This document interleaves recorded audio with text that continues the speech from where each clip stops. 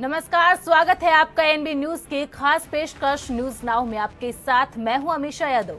News now में आज सबसे पहली बात बजट सत्र से पहले हुई सर्वदलीय बैठक की, जिसमें आपको बताएंगे कि 44 दलों ने इस बैठक में हिस्सा लेकर क्या क्या मुद्दे उठाए। वहीं दूसरे सेगमेंट में आपको बताएंगे हिंसा की आग में जल रही पड़ोसी मुल्क बांग्लादेश के सुप्रीम कोर्ट ने हिंसा को रोकने के लिए कौन सा आदेश जारी कर दिया है। तो चलिए बिना किसी देरी के शुरू करते हैं न्यूज नाउ।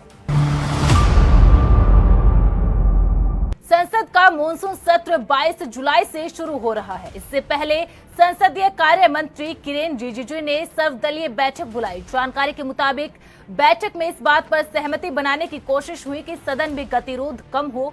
23 जुलाई को वित्त मंत्री निर्मला सीतारमण बजट पेश करेंगी। बैठक में कांग्रेस की ओर से सांसद गौरव गोगोई, राज्यसभा सदस्य प्रमोद तिवारी शामिल हुए। इस बैठक में तृणमूल कांग्रेस शामिल नहीं हुई, क्योंकि तृणमूल कांग्रेस आज का दिन शहीद दिवस के रूप में मनाती है। रक्षा मंत्री राजनाथ सिंह की अपील। 22 जुलाई से शुरू हो रहे बजट सत्र से पहले एनडीए सरकार की ओर से सर्वदलीय बैठक बुलाई गई। इस बैठक में रक्षा मंत्री राजनाथ सिंह ने विपक्षी दलों से पीएम नरेंद्र मोदी के भाषण के समय हंगामा नहीं करने की अपील की। उन्होंने कहा कि पिछले सत्र में पीएम नरेंद्र मोदी के भाषण के दौरान दोनों सदनों लोकसभा एवं राज्यसभा में विपक्षी दलों ने हंगामा और व्यवधान पैदा किया था। भाषण के दौरान व्यवधान पैदा करना संसदीय परंपरा के लिए उचित नहीं था। 44 राजनीतिक दलों के साथ हुआ मंथन। केंद्रीय संसदीय कार्य मंत्री किरेन रिजिजू ने सर्वदलीय बैठक के बाद मीडिया से बात की। उन्होंने कहा कि संसद को सुचारू रूप से चलाना सरकार और विपक्ष की सामूहिक जिम्मेदारी है। उन्होंने कहा कि रक्षा मंत्री राजनाथ सिंह ने सभी राजनीतिक पार्टियों से अपील की है कि सदन की कार्रवाई सुचारू रूप से चले। उन्होंने कहा कि पिछले सत्र के दौरान प्रधानमंत्री नरेंद्र मोदी जब भाषण दे रहे थे तो लोकसभा और राज्यसभा में विपक्षी दलों की ओर से व्यवधान पैदा किए गए थे। मैं सबसे पहले जितने पॉलिटिकल पार्टीज के पार्लियामेंट में फ्लोर लीडर्स हैं उनको धन्यवाद देना चाहूंगा, जो आज मीटिंग में पार्टिसिपेट करके बहुत अच्छे सुझाव भी दिए हैं। कुल मिलाकर के 44 पार्टीज का, भारतीय जनता पार्टी को मिला करके 44 पॉलिटिकल पार्टीज का पार्टिसिपेशन आज ऑल पार्टी मीटिंग में हुई। टोटल 55 लीडर्स इंक्लूडिंग मिनिस्टर्स, रक्षा मंत्री जी, हमारे सदन के नेता राज्यसभा में आदरणीय जेपी नड्डा जी, और मैं और अपने दोनों राज्य मंत्री पार्लियामेंट्री अफेयर्स के अर्जुन मेघवाल जी और एल मुरुगन जी, हमने डिटेल में सारा पॉलिटिकल पार्टी के फ्लोर लीडर से उनका मत को लिया, सुझाव को लिया, हमने नोट किया और आग्रह भी किया कि हम मिलके बजट सेशन को अच्छी तरह से हम चलाएंगे और पार्लियामेंट को सुचारू रूप से चलाना ये सरकार में जो है उनका भी जिम्मेदारी है और विपक्ष में जो सदस्य है उनका भी जिम्मेदारी है। हम मिल करके अच्छी तरह से बजट सेशन को चलाएंगे, ऐसा हमारा अपील है। और सबका मेंबर्स का बहुत सारा विषय इन्होंने सजेशन किया है, हम उसका सेंस को समझते हुए राज्यसभा में आदरणीय चेयरमैन और लोकसभा में आदरणीय स्पीकर दोनों से चर्चा करके बिजनेस एडवाइजरी कमेटी के बैठक में हम इसको आगे कैसे ले जाना है आगे चर्चा करेंगे। अंत में आदरणीय राजनाथ सिंह जी ने अपील किया है कि हम लोग सब लोकतंत्र को मजबूत करने के लिए सब कमिटेड हैं और जब सीनियर लीडर हो या कोई भी मेंबर जब लोकसभा राज्यसभा में बोलते हैं तो हम उसको व्यवधान ना करें, डिस्टर्बेंस ना करें। पिछली बार स्पेशल सेशन के दौरान जब प्रधानमंत्री जी ने motion of thanks to the president, आदरणीय राष्ट्रपति का अभिभाषण को धन्यवाद प्रस्ताव देते समय जब माननीय प्रधानमंत्री जी ने रिप्लाई दे रहे थे तो लोकसभा में भी राज्यसभा में भी डिस्टर्ब किया गया था। संसदीय परंपरा के लिए ठीक नहीं है। जब देश का प्रधानमंत्री बोल रहे हैं तो सदन को सुनना चाहिए और देश को भी सुनना चाहिए और कोई भी सदस्य हो एक दूसरे का सुनना चाहिए। बजट सत्र में किन विषयों पर चर्चा होनी चाहिए उसके लिए एक मीटिंग बुलाई गई। और ये औपचारिकताएं हैं। हर सत्र के पहले ऐसी मीटिंग बुलाई जाती है क्योंकि ये बजट सत्र है और नई सरकार तीसरी बार आने के बाद और पहला ऐसे देखा जाए तो पार्लियामेंट का सेशन हो चुका है, लेकिन मुख्य कार्यों को लेकर ये पहला सेशन है और बजट आने वाला है, तो इसलिए अलग अलग पहलुओं पर किस तरह से चर्चा होनी चाहिए सभी ने अपने अपने सुझाव दिए। कई पार्टियों ने अपने राज्यों के भी विषय कुछ लिए जाने चाहिए, उसके बारे में भी बात की। लेकिन एक बात निश्चित है, मैंने जो सुझाव दिया कि भाई सत्र पार्लियामेंट का किस तरह से अच्छे तरह से चले, अच्छी डिबेट हो, अच्छी चर्चाएं हो और व्यवधान कम से कम हो। देखिए, कोई भी इश्यू तो आएगा, इतने बड़े हमारे देश में अलग अलग घटनाएं अलग अलग राज्यों में घटती हैं, उनको जरूर संसद में उठाना चाहिए, लेकिन एक तौर तरीके से उठाया जाए तो उस पर व्यापक चर्चा भी हो सकती है। लेकिन आमतौर पर व्यवधान निर्माण करना ये एक परंपरा बन चुकी है पार्लियामेंट में और इस परंपरा में कहीं न कहीं बदलाव आना चाहिए। स्थगन प्रस्ताव ही रोज लाकर हमारी पार्लियामेंट चलाने की अगर ये मंशा होगी तो ये किसी भी प्रकार से ये मतलब कोई अच्छे काम के लिए संभव नहीं होने वाला है। और इसी वजह से इस तरह का सुझाव मैंने भी दिया है और भी बहुत सारे लोगों ने दिया। लेकिन संसद अच्छे तरह से चलनी चाहिए, अच्छी चर्चाएं होनी चाहिए और देश के जो अलग अलग समस्याएं हैं, पूरे राज्यों की समस्याएं हैं, इनको भी अच्छे तरह से हमने संसद में रखा। विपक्ष ने उठाया कांवड़ यात्रा और नीट पेपर का मामला। वहीं इस बैठक में तृणमूल कांग्रेस को छोड़कर सभी विपक्षी दल मौजूद थे। इस दौरान विपक्षी दलों ने केंद्र सरकार से ये सुनिश्चित करने का आग्रह किया कि उन्हें संसद में अपने मुद्दे उठाने की अनुमति दी जाए। सोमवार से शुरू हो रहे संसद के बजट सत्र से पहले आयोजित सर्वदलीय बैठक में विपक्ष ने कांवड़ यात्रा और नीट पेपर लीक मामले को भी उठाया। Let us see, because they will present on 23rd, then we will know that what budget they are going to put, because many a times they promise one thing, but they don't do anything. So unless I get the full picture of the budget on 23rd, then only I can comment on the budget. पहले sir आपका ये होता था कि हर पार्टियों के आप अभिप्राय पूछते थे, उनसे बात करते थे बजट से पहले। आपको लगता है कि गवर्नमेंट अपना ही कंसिडरेशन कर रही है? नहीं, ऐसा नहीं, कभी भी ऐसा नहीं होता था बजट के लिए। सिर्फ कांग्रेस गवर्नमेंट में ऐसा होता था, लेकिन ये गवर्नमेंट में वो कोई पूछताछ नहीं है। वो उनको जो भी दिल में आता है वो करते हैं और फिर बाद में जब बजट पेश होता है तभी आपको मालूम होता है कि किस स्टेट को क्या मिला, किसको क्या मिला, किस लोगों को उन्होंने सरकार ने क्या दिया, उस वक्त ही मालूम होता है। इसमें कोई पूछताछ, एक दूसरे का विचार करना, ऐसी प्रथा बीजेपी ने तो नहीं डाली। कांग्रेस ने लगातार सर बहुत सारे इशू को, स्पेशली टैक्स इशू और बॉर्डर इशू को लेकर बहुत सारे इश्यूज को रेज की थी। आपको लगता है सर कहीं इस बार गवर्नमेंट को कंसीडर करेगी सर? नहीं, अब देखेंगे, फिर एक बार उठाते हैं।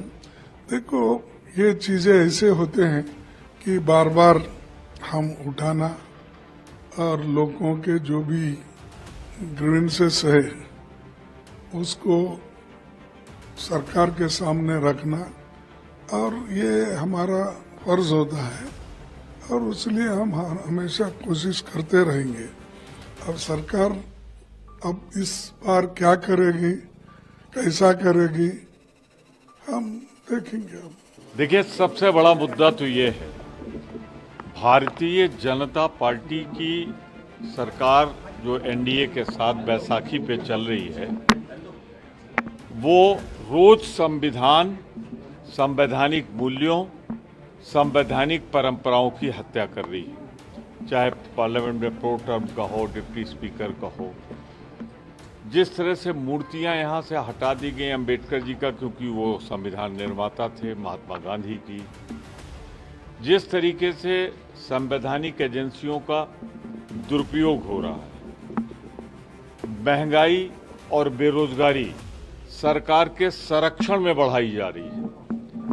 सरकार की नीतियों के कारण नहीं, बल्कि सरकार के संरक्षण के कारण भी बढ़ाई जा रही है। रोज जम्मू कश्मीर में संवेदनशील इलाके पर हमले हो रहे हैं, भारत की सेनाओं पर हो रहे हैं, उनको शहीद किया जा रहा है। जिस तरीके से लद्दाख में जहां हम कल तक गश्त करते थे, वहां चीन की सेनाओं ने सुरक्षा बेस बना रहे हैं वो अपने, और हम कायर और बुज़दिल की तरह ये सरकार देख रही है उसे।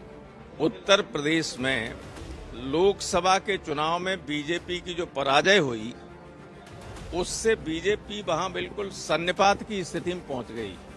वहां के नेतृत्व क्या कर रहा है, वहां की सरकार क्या कर रही है, उसे यही नहीं समझ में आता है कि देश के लिए अच्छा है या बुरा है। और इसलिए एक बार फिर वो कोशिश कर रहे हैं कि वहां धर्म के नाम पर एक बंटवारा हो, और इसलिए कांवड़ यात्रा के पथ पर नाम लिखने के लिए आदेश दिए गए।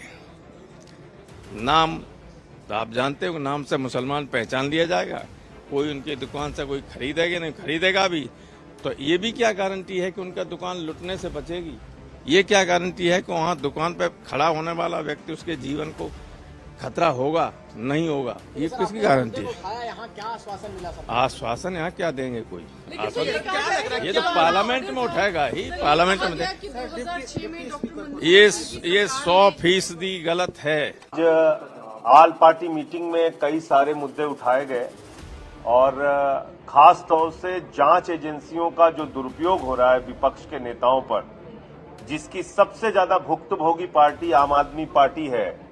हमारे मुख्यमंत्री को जेल में डाल रखा है, शिक्षा मंत्री को जेल में डाल रखा है, स्वास्थ्य मंत्री को जेल में रखा है।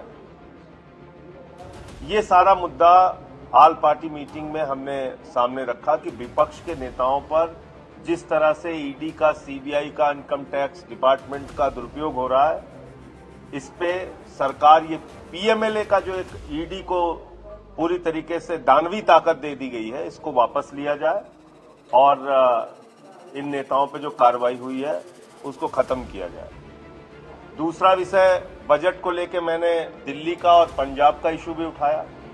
देखिए, बजट अभी आने वाला है, लेकिन पहले ही मैं बजट लीक कर सकता हूं, और दिल्ली के मामले में तो मैं लीक कर सकता हूं। 325 करोड़ से ज्यादा हम लोगों को नहीं मिलेगा। पिछले 9 साल से 325 करोड़ मिलता है दिल्ली को। लाखों करोड़ का टैक्स हम लोग देते हैं, लेकिन 325 करोड़ से ज्यादा नहीं मिलता। वो मुद्दा उठाया।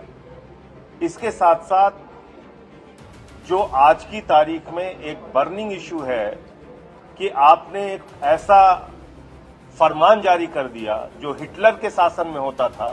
हाँ, हमने भी उठाया है। हमने कहा कि कोई सरकार संविधान के खिलाफ ऑर्डर पास करती है तो भारत सरकार को उसका नोट लेना चाहिए, उनके पास अख्तियार है। ये इस तरह से जो ऑर्डर निकालकर आर्टिकल 17 का वायलेशन है संविधान का, अनटचेबिलिटी को प्रमोट कर रहे हैं, राइट टू लाइफ के खिलाफ है, आप लाइवलीहुड के खिलाफ है, आर्टिकल 19 के खिलाफ है। और ये आप होते कौन है भाई?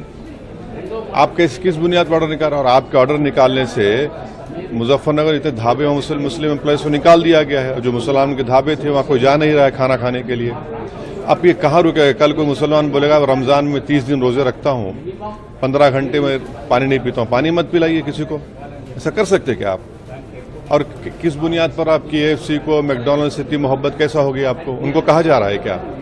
तो ये सिर्फ नफरत की निशानी है। मुसलमानों के खिलाफ खुली डिस्क्रिमिनेशन किए जा रही है। अपार्थाइड है, ये तो क्लियर कट अपार्थाइड है। और हम विकसित भारत की बात कर रहे हैं या फिर हिटलर की भारत की बात कर रहे हैं? बहुत सारी पार्टियों ने, इंक्लूडिंग श्रोमणी अकाली दल ने, एक तो किसानों का मुद्दा रेज किया कि किसानों के साथ 4 साल पहले जो प्रधानमंत्री जी ने वादा किया था, वो शोभा नहीं देता कि प्रधानमंत्री के लेवल पे उनको वादा किया जाए और आज भी उनको धरने पे बैठना हो। तो किसानों के मुद्दों को एड्रेस करना चाहिए। और इसी के साथ चाहे देश में फैलते हुए ड्रग्स का इशू है, पानी कहीं पे फ्लड हो रहा है, किसान का उसका नुकसान हो रहा है। कई पार्टियों का एक राज्य में पानी के मुद्दे को लेके कुछ बोलते हैं, साथ के राज्य में जाके, जैसे हमारा SYL का मुद्दा है, तो SYL चाहे कांग्रेस हो, चाहे बीजेपी हो, चाहे आम आदमी पार्टी हो, पंजाब में बोलते हैं कि पंजाब का पानी पंजाब में रहेगा। हरियाणा में हमारे मुख्यमंत्री जाते हैं तो मुद्दा का स्टैंड कुछ और हो जाता है, और अदालत में कोई तीसरा स्टैंड है। सो ये एक बहुत बड़ा मुद्दा कि पानी का मुद्दा डिस्कस होना चाहिए ताकि सबका स्टैंड क्लियर हो और देशवासियों को पता लगे कि कौन सी पार्टी कहाँ पे खड़ी, ये दोगली राजनीति बंद होए। सो ये मुद्दा भी मैंने, और आखिर में मैंने ये भी रेज किया कि जैसे दूसरे पार्टियों ने कहा कि जांच एजेंसियां का मिसयूज हो रहा है, तो जहां पे मिसयूज हो रहा है ये पिक एंड चूज। अब दिल्ली के मुख्यमंत्री जेल में हैं लिकर स्कैम में, वही स्कैम उन्हीं लोगों ने रूबरू सेम चीज पंजाब में करी, और इसको पार्लियामेंट में मैंने रेज भी किया, मुझे अश्योरेंस भी दी होम मिनिस्टर ने, लेकिन उनको तो हाथ नहीं लगा रहे हैं पिछले 2 साल से। तो क्या साठगांठ उनके साथ है कि उनको हाथ नहीं लगाना, इनको जेल में रखना है? स्कैम एक ही है, नुकसान जैसे दिल्ली के एक्सचेकर में हुआ वो ही पंजाब के खजाने में भी हुआ, तो पंजाब के साथ ये सौतीला क्यों भेदभाव? और आखिर में माइनॉरिटीज के ऊपर जो अटैक हो रहा है इसके बारे में भी मैंने भी रेज किया कि जो मुसलमान के साथ आप जैसे यूपी में कहा गया बोर्ड लगाइए, आपकी जात क्या है, आपका नाम क्या है, इसी तरह हमारे सिखों में जिन्होंने अमृतधारी सिख हैं, जैसे औरतों को जुडिशल एग्जाम में नहीं बैठने दिया जा रहा है। न्याय संहिता जो नया कानून आया, तो पहले हमारे गंगानगर के प्रधान को उनको अरेस्ट किया गया, और वो किस लिए कि जो मंत्री गलत बोल रहा था कि गुरुद्वारों के ऊपर गुरुद्वारों को खत्म कर देना चाहिए, उसके खिलाफ बोले, तो जिसने गुरुद्वारों को खत्म करें उसके खिलाफ नहीं, लेकिन जो उसके विरोध में बोला उनको एनएसए लगा दिया। दरअसल संसद का सत्र 22 जुलाई से शुरू हो रहा है और 12 अगस्त तक 19 बैठकें होंगी। इस दौरान सरकार के द्वारा 6 विधेयक पेश करने की उम्मीद है, जिसमें 90 साल पुराने एयरक्राफ्ट एक्ट को बदलने वाला विधेयक भी शामिल है। साथ ही इस सत्र के दौरान जम्मू कश्मीर के बजट के लिए संसद की मंजूरी भी मिलेगी, जो केंद्रीय शासन के अधीन है। वित्त मंत्री निर्मला सीतारमण 22 जुलाई संसद में आर्थिक सर्वेक्षण और 23 जुलाई को केंद्रीय बजट पेश करेंगी। वहीं लोकसभा चुनावों में बीजेपी को मिली कम सीटें और पिछले सत्र में विपक्ष के हमलावर रुख को देखते हुए आसार है कि बजट सत्र में भी खूब हंगामा हो सकता है। बांग्लादेश में भड़के आंदोलन से पूरे देश में कोहराम मचा हुआ है। पूरे देश में कर्फ्यू लगाने के साथ ही सड़कों पर सेना के जवान गश्त कर रहे हैं। हालात पर काबू पाने के लिए अब उपद्रवियों को सड़क पर देखते ही गोली मारने के आदेश भी जारी कर दिए हैं। वहीं पीएम शेख हसीना ने रविवार और सोमवार को सार्वजनिक अवकाश घोषित कर दिया है। इस बीच बांग्लादेश की शीर्ष अदालत ने बड़ा आदेश जारी कर दिया है। सरकारी नौकरी आवेदकों के लिए विवादास्पद आरक्षण प्रणाली को वापस ले लिया गया है। बांग्लादेश में अशांति के चलते पढ़ाई कर रहे भारतीय, नेपाली और भूटानी छात्र अपने देश वापस लौटना पड़ा है। सुप्रीम कोर्ट ने हाई कोर्ट के आदेश को पलटा। इस बीच बांग्लादेश की शीर्ष अदालत ने बड़ा आदेश जारी कर दिया है। सरकारी नौकरी आवेदकों के लिए विवादास्पद आरक्षण प्रणाली को वापस ले लिया गया है। सुप्रीम कोर्ट ने सुनवाई के दौरान हाई कोर्ट के आदेश को पूरी तरह अवैध भी बताया है। बांग्लादेश के सुप्रीम कोर्ट ने अपने फैसले में 93% सरकारी नौकरियों को योग्यता आधारित प्रणाली के आधार पर आवंटित करने का आदेश दिया। बाकी 7% 1971 में बांग्लादेश के स्वतंत्रता संग्राम में लड़ने वाले दिग्गजों के रिश्तेदारों और अन्य श्रेणियों के लिए छोड़ दिया है। जिस सिस्टम पर विवाद था उसमें 30% नौकरियां स्वतंत्रता आंदोलन के दिग्गजों के रिश्तेदारों के लिए आरक्षित हैं। अभी देश का स्थिति से बहुत प्रॉब्लम है। नेट नहीं चल रहा है, नेट बंद है, फिर बहुत तकलीफ हो रहा है बांग्लादेश में। कोई खबर हमारे पास भी नहीं है, नेट चल रहा है नहीं, नेट के बिना कोई खबर नहीं है हमारे पास। तो आप वहाँ पे कौन सा पढ़ाई कर रहे हैं? मैं तो मेडिकल वीज़ा में आया, मेडिकल ट्रीटमेंट के लिए मम्मी के साथ आया, ट्रीटमेंट करने के लिए आया, पढ़ाई नहीं, मैं बिजनेस करती हूँ। तो आप बांग्लादेश में रहते हो मगर इंडिया मम्मी के ट्रीटमेंट के लिए आया। तो देश में अभी जो कहाँ से आ रहे हैं आप बांग्लादेश में? पास में ही ठाकुरगांव जिला। तो क्या देश का पूरा स्थिति कैसा है? अभी बहुत प्रॉब्लम में है देश, बहुत तकलीफ में है। कोई खबर ही नहीं है, नेट नहीं चल रहा है ना, इसलिए क्या चल रहा है देश में पता नहीं है। हम ये प्रोटेस्ट बांग्लादेश में जो स्टूडेंट्स आंदोलन कर रहे हैं और उन पर जो बुरी तरह सरकार ने हमला ढाया है, उनकी सॉलिडारिटी में, छात्रों की सॉलिडारिटी में हम ये यहाँ पर हमने कॉल दिया, यहाँ पर हम ये प्रोटेस्ट कर रहे हैं। हम लोगों ने देखा कि बांग्लादेश में छात्र अपने डिग्निफाइड एम्प्लॉयमेंट के लिए, कि सबको डिग्निफाइड एम्प्लॉयमेंट मिले, इस मुख्य बात को लेकर देश भर बांग्लादेश में छात्र प्रोटेस्ट करते हैं। और हम देखते हैं कि बांग्लादेश में पुलिस, शेख हसीना के अंडर की पुलिस, शेख हसीना की पार्टी आवामी लीग का छात्र लीग और युवा लीग, जो पूरी तरीके से पैरामिलिट्री फोर्सेस बन चुके हैं, पुलिस के साथ मिलकर छात्रों पर जबरदस्त हमला करते हैं। हम देखते हैं कि करीब 40 छात्रों की जान जा चुकी है। हम देखते हैं पुलिस एक छात्र का कत्ल करती है, फिर उस छात्र को गाड़ी पर, उसकी लाश को गाड़ी पर रखकर प्रोटेस्ट के बीच में परेड करती है। इस तरह का ब्रूटल, इस तरह का भयावह, इस तरह का दर्दनाक हमें वहाँ से सीन सामने आ रहे हैं, वहाँ से इमेजेस सामने आ रही हैं। हम ये बात कह रहे हैं कि देश भर में, दुनिया भर में और साउथ एशिया में खासकर छात्रों, युवाओं के सवाल लगातार पैने हो रहे हैं। और चाहे वो शेख हसीना हो, चाहे वो नरेंद्र मोदी हो, जो भी सरकार, उसको छात्रों के, युवाओं के इन मुद्दों को डेमोक्रेटिकली सुनना चाहिए, उस पर काम करना चाहिए। मगर दूसरी तरफ हम देखते हैं कि बांग्लादेश में भी एक जबरदस्त स्टूडेंट्स पर वायलेंस, स्टूडेंट्स को रजाकार बोला जा रहा है। वहाँ पे रजाकार वैसा ही है जैसे यहाँ पे छात्रों को अर्बन नक्सल बोल दिया जाता है, एंटी नेशनल बोल दिया जाता है। वहाँ पर रजाकार कहना वही है। और हम बार बार देखते हैं कि सरकारें होती हैं जो असल मायने में एंटी नेशनल काम करती हैं, सरकारें हैं जो असल मायने में रजाकारों का काम करती हैं। मगर वो सारा जो इस तरह का लैंग्वेज है, इस तरह की भाषा है, वो आंदोलन कर रही जनता, आंदोलन कर रहे छात्र युवाओं पर थोप दिया जा रहा है। हमारी डिमांड्स हैं, जो मुझे लगता है पूरे साउथ एशिया के छात्रों की और युवाओं की डिमांड्स हैं कि हर युवा को डिग्निफाइड एम्प्लॉयमेंट मिले, हर छात्र को, हर वो व्यक्ति जो पढ़ने के काबिल युवा है, उसको पढ़ाई का और रोजगार का पूरा मौका मिले। सेना को संभालना पड़ा मोर्चा। बांग्लादेश में हालात इतने बेकाबू हो गए हैं कि हसीना सरकार को सड़कों पर सेना उतारनी पड़ी है। कई स्थानों पर प्रदर्शनकारियों और सुरक्षा बलों के बीच झड़पें हुई हैं। इन विरोध प्रदर्शनों में अब तक 133 लोगों की मौत हो चुकी है और 3000 से ज्यादा घायल हुए हैं। पड़ोसी देश के बिगड़ते हालात को देखते हुए सीमा सुरक्षा बल यानी बीएसएफ के दक्षिण बंगाल फ्रंटियर ने इन छात्रों की सुरक्षित वापसी में मदद के लिए बंगाल में भारत बांग्लादेश अंतर्राष्ट्रीय सीमा पर अपने अधिकार क्षेत्र में स्थित विभिन्न भूमि चेक पोस्टों, आईसीपी, पेट्रापोल, घोचाडांगा, एलसीएस, गेदे और महादीपुर में विशेष सहायता डेस्क स्थापित किए हैं। बीएसएफ ने 572 भारतीय छात्रों, 133 नेपाली छात्रों और 4 भूटानी छात्रों की वापसी में सफलतापूर्वक सहायता की है। आप लोग अभी बांग्लादेश में कहाँ से आ रहे हैं? ढाका से। सभी ढाका से ही आ रहे हैं। और जहाँ पर आप लोग वहाँ पढ़ाई कर रहे थे ढाका में, अभी किस प्रकार का सिचुएशन आप लोगों ने ऑब्जर्व किया? एकदम हालत खराब है, एकदम हालत। कर्फ्यू जारी था और हम लोग ओपन शूटिंग हो रहा है, ओपन बॉम्बिंग हो रहा है, लोग सामने पीट रहे हैं। हम लोग का एक इंडियन स्टूडेंट मार खाया है, जो मेडिकल का स्टूडेंट इन्फॉर्म द पुलिस मार खाया है। वो हम लोग का एम्बेसी को बोला, एम्बेसी कोई रिस्पॉन्स नहीं किया। वहाँ से आप लोग आईसीपी दर्शना कैसे है? प्राइवेट कार, अपना प्राइवेट गाड़ी है, आपको परमिशन ऑफ द प्रिंसिपल। और इन रूट आपको कोई सिक्योरिटी प्रोवाइड किया गया? हाँ नहीं, प्रिंसिपल लिख के दिया, वो जनरल ब्रिगेडियर ने। और यहाँ पर जब आप लोग रास्ता में आ रहे थे, तो रास्ते में आप लोगों ने किसी प्रकार का और कुछ सिचुएशन देखा? नहीं, रास्ते में पूरा रास्ता सिक्योर था। और यहाँ पर आईसीपी दर्शना कब आप लोग पहुँचे? रात में 12 बजे।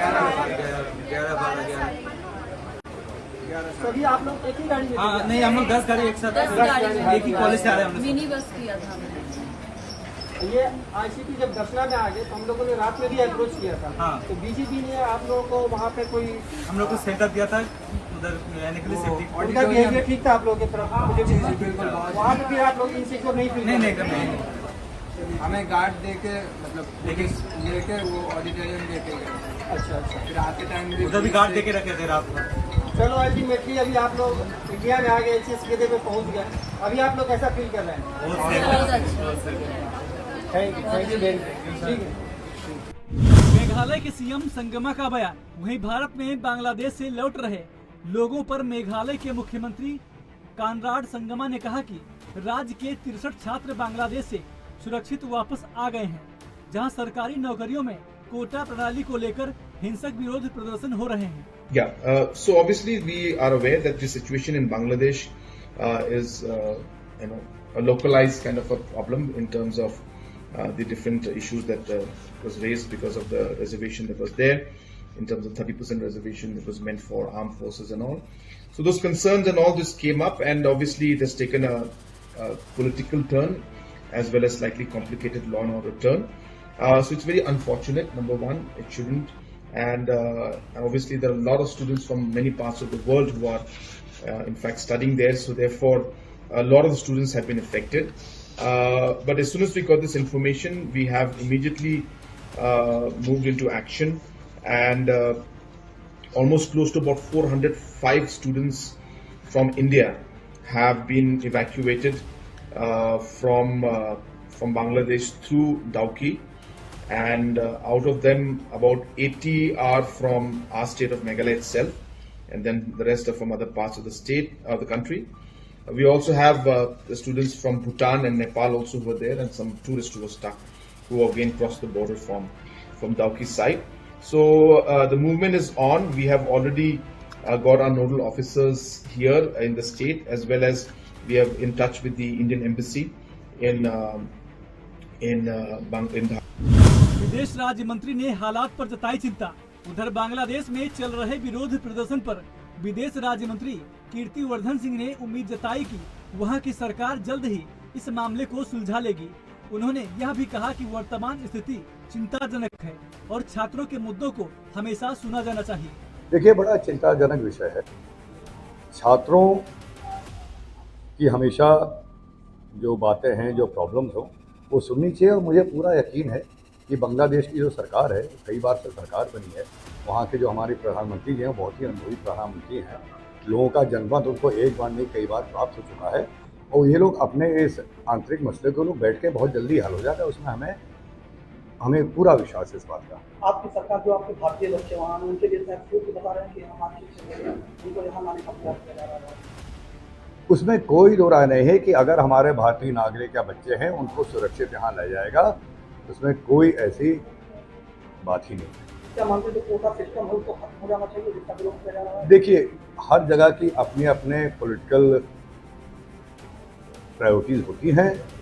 वहाँ का जो है, जो कुछ भी है, वो उनकी इंटरनल मामला है, उनका इंटरनल विषय है। वो लोग बैठ के, बांग्लादेश की सरकार, बांग्लादेश की जनता, वो लोग बैठ के। दरअसल बांग्लादेश में 1971 मुक्ति संग्राम के स्वतंत्रता सेनानियों के वंशजों को सरकारी नौकरियों में 30% आरक्षण मिलता है। साल 2018 में इस कोटा सिस्टम के विरोध में बांग्लादेश में हिंसक छात्र आंदोलन हुआ था। शेख हसीना सरकार ने तब कोटा सिस्टम को निलंबित करने का फैसला किया था। मुक्ति संग्राम स्वतंत्रता सेनानियों के वंशजों ने सरकार के इस फैसले को हाई कोर्ट में चुनौती दी थी। हाई कोर्ट ने पिछले महीने शेख हसीना सरकार के फैसले को रद्द कर दिया था और कोटा सिस्टम को बरकरार रखने का फैसला सुनाया था, जिसके बाद देश में प्रदर्शनकारी छात्र इसे खत्म करने की मांग कर रहे थे। छात्रों का यह प्रदर्शन हिंसा में बदल गया, जिसमें 133 लोगों की मौत हो चुकी है और 3000 से ज्यादा घायल हो गए हैं। Special desk ANB news.